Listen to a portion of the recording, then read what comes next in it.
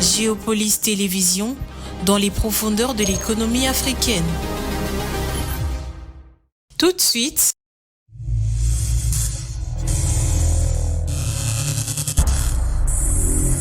bulletin.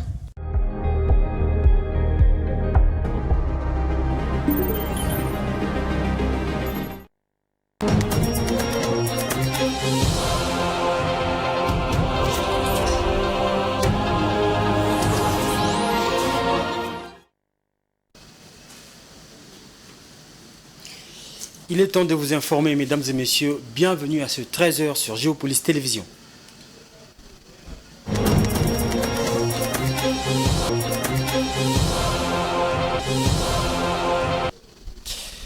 Formation du gouvernement, la première ministre Judith Suminwa a entamé des consultations avec des forces politiques majoritaires au Parlement depuis le samedi. Les consultations qui courent jusqu'au 19 avril prochain.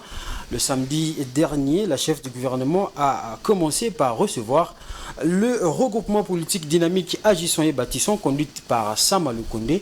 Ce dernier s'est exprimé en ce terme. Suivez. Ce soir, nous avons été invités ici par son Excellence Madame la Première ministre comme force politique de l'Union sacrée de la nation. Cette force, c'est bien la dynamique Agissons et Bâtissons, avec 47 députés en son sein à l'Assemblée nationale, sans compter nos élus provinciaux.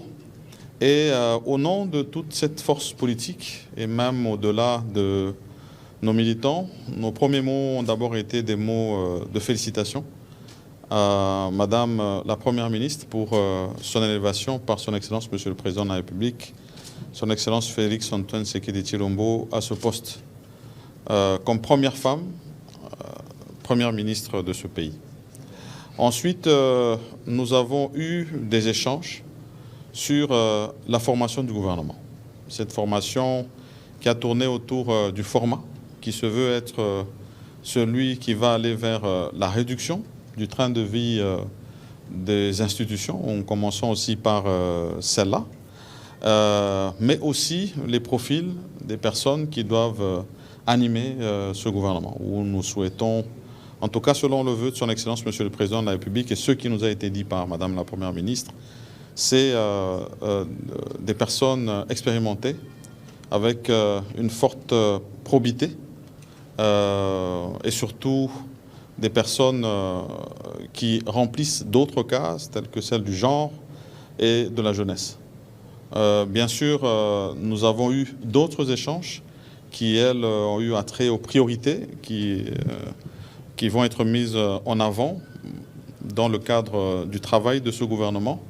Priorités qui sont reprises dans les 6 axes qui ont été donnés par le Président de la République lors de son investiture.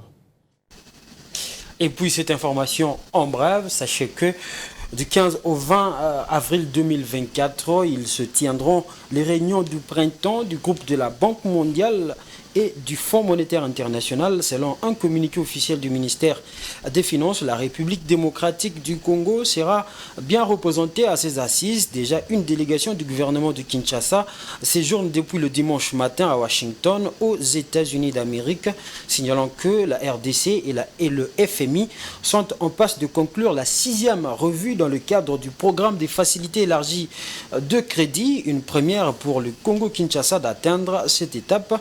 La 5e revue étant bouclée en décembre 2023.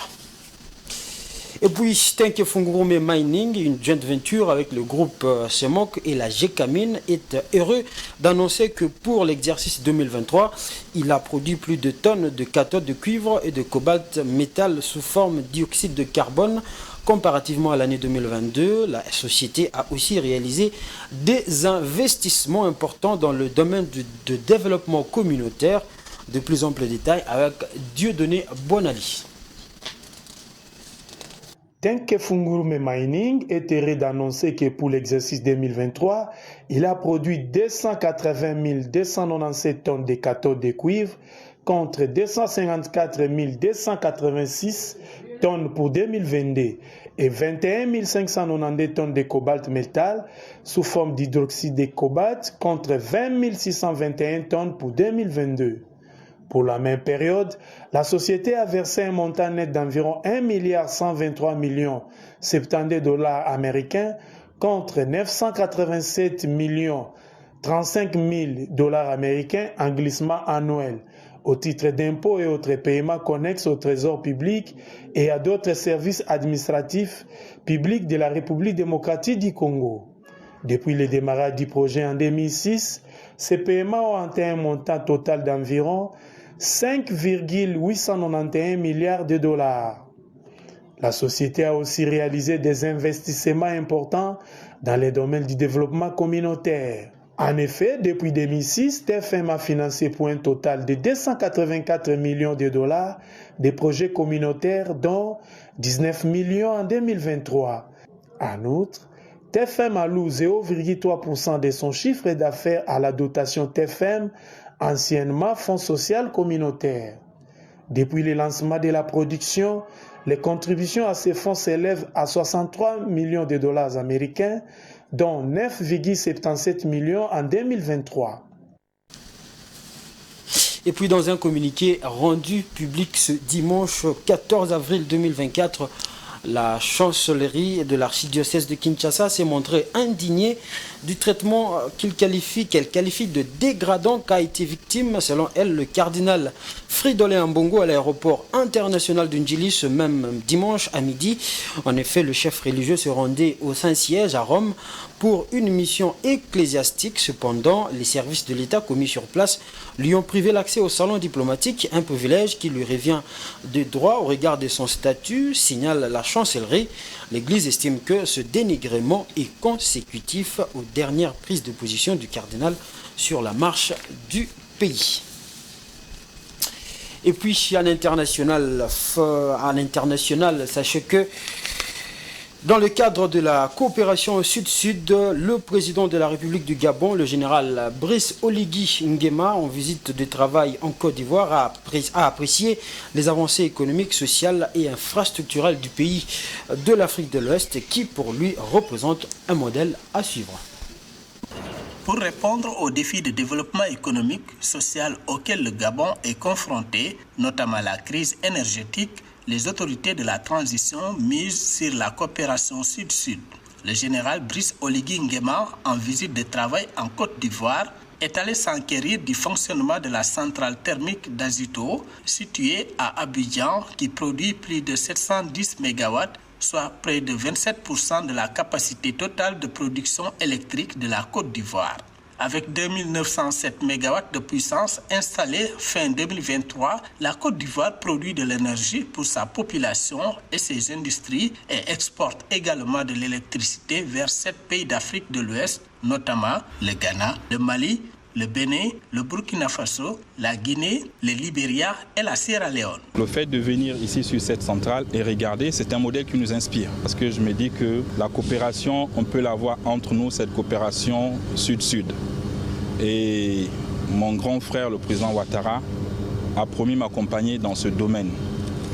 Donc il est tout à fait naturel pour nous de venir jusqu'ici et de regarder ce qu'on peut faire ensemble pour le bien de nos populations, que ce soit en Afrique de l'Ouest ou en Afrique centrale.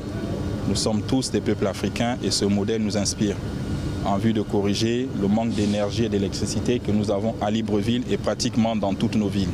Reconnaissant du bon traitement des communautés gabonaises établies en Côte d'Ivoire et l'importance du rôle joué par la diaspora dans la relance du processus de reconstruction, de réhabilitation et de croissance économique au Gabon, le président de la transition invite les communautés gabonaises établies à l'extérieur à mettre leur expertise au profit du développement du Gabon. Je suis fier de cette communauté gabonaise en Côte d'Ivoire.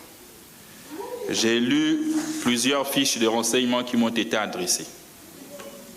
Je n'ai parcouru que du bien.